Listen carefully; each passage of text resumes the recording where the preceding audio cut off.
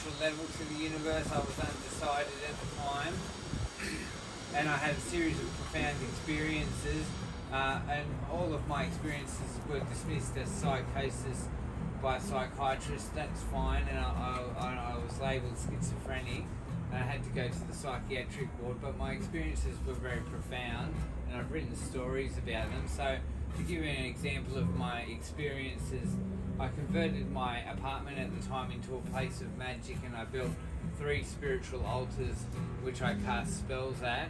I don't live there anymore and the altars don't exist anymore, but as I was jumping around my apartment in a manic state casting my spells, I had a vision which doctors have called a hallucination, but I saw a futuristic city.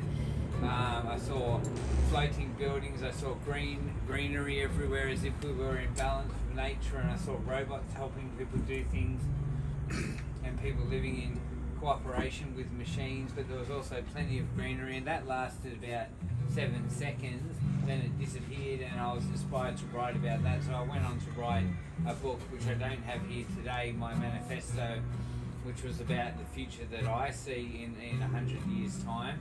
I also had a monk, an ancient monk from Tibet, possess me, and he would, now this was all labelled psychosis, he would take control of my body and guide me through different stances in martial arts forms, and he was encouraging me to learn martial arts. He told me there was a chance there might be a global war and that I would need to be prepared with skills to defend myself if there was a global war.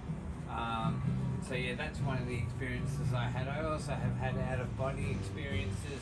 I was on my bed in my apartment and I suddenly projected out of my body and I was above my body, and I could see myself on my bed, and I could see all around me a blue glowing grid structure which I took to be the underlying grid and structure of the universe.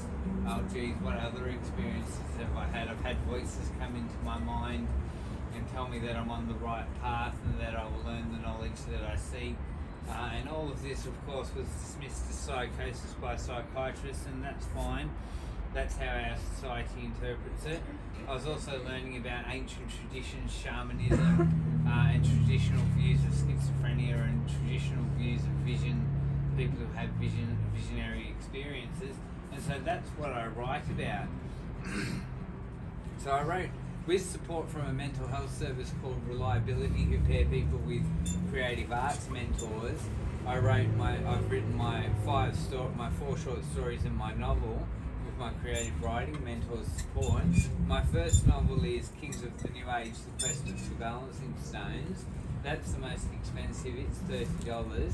Now, this is a post-apocalyptic epic fantasy and political drama set in Newcastle after a nuclear war. The main character is learning that he has supernatural abilities. He has already predicted the war and he is living in the city after the war, and his supernatural abilities and psychic abilities are coming to him over the course of the book, and he comes in touch with higher levels of existence and communicates with spiritual entities. And it's a very exciting book, and I've had a great deal of positive feedback about Kings of the New Age. It features all of my magical beliefs. It's had 2 positive book reviews, one in the Ether and one in the Green Left newspaper. So if you're into a bit of magic and you like wizards, you'll thoroughly enjoy Kings of the New Age. He's meant to be a wizard. A person at the mental health service helped me do the cover for Kings of the New Age, and that's meant to be me as a magician, as a wizard sorcerer character. So another story I have written is Shamanic Journey, and this deals with me when I'm in the midst of this supernatural experiences I was having. I go for a walk down to the beach and back in the morning, and as I walk to the beach I have all these strange conversations with people, and I become convinced that they are being possessed by spirits to communicate messages to me. One man said to me, and he said this and it was real, he said, "I am Merlin, the magic is real, the magic is Merlin. I am a psychic and I project my hallucinations into other people's minds." And that's what that man said to me that night, and then he walked off, and I became convinced that he had been possessed by the spirit of Merlin to communicate to me that the magic was real. That happens in this story. And I also see a series of coincidences, strange coincidences and omens for the future. which give me direction and guide me on what will happen in the future. And that's what happens in this story, Shamanic Journey. So it's a very mystical story.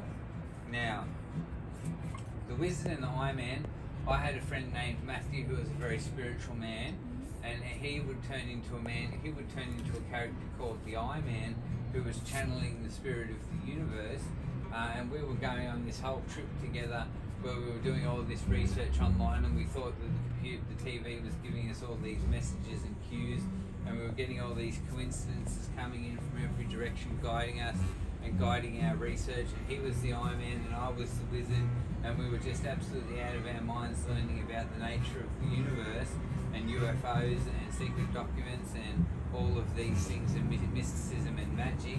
And so the Wizard and the Eye Man accounts one day of me and Matthew during our joint spiritual awakening, because it was a joint spiritual awakening. We both went through it at the same time, and we were both discovering the same knowledge. So that's what the Wizard and the Eye Man is about. Now those are my 3 mystical books. I'll just briefly take you through my other 2 books, which aren't mystical and magical, but they're here, so and you can buy them. So I'll tell you about them. Now the short stories are all $15. I have a card reader. I can take card payments. So 1 Minute to Midnight is a letter written by an Australian man just as a nuclear war happens and he flees home to be with his family in the last days of the world. So it's a very sad, depressing story, that one, not to everyone's liking. And I used to do a lot of street performing in Hamilton. I would play music on the street until 3 in the morning for money.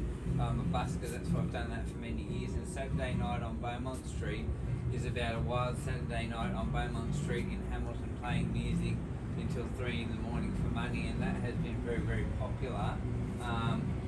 And people have thoroughly enjoyed that story. So those are my stories that I have at present. I have 4 more stories nearly complete that will come out over the course of the next 6 months. And I've also got another novel which deals with spirituality as well, which I'm seeking a traditional publisher for. You can look me up if you Google Nathan Bell, author, artist, Newcastle. I've been in a few newspapers. I've been in the Maitland Mercury. I'm on Newcastle Council's website on the What's On blog.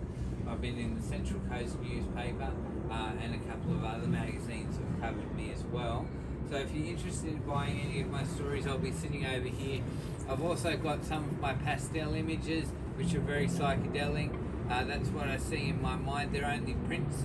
They're not the originals, and they're $10 each.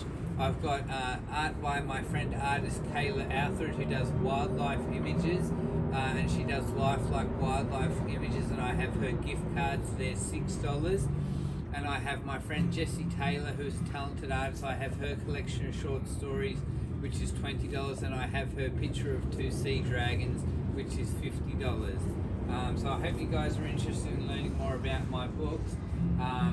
And yeah, so I do believe we can have spiritual experiences, and there is value to hallucinations, and there is value when you have those ascendant experiences where you connect with higher levels of reality. I don't like dismissing that as schizophrenia, so I think a lot of you will agree with that perspective. So come and talk to me about it. I'll stay until about 2 or 3, depending. So I'll be around to have a chat. So thanks for having me, guys. Cheers.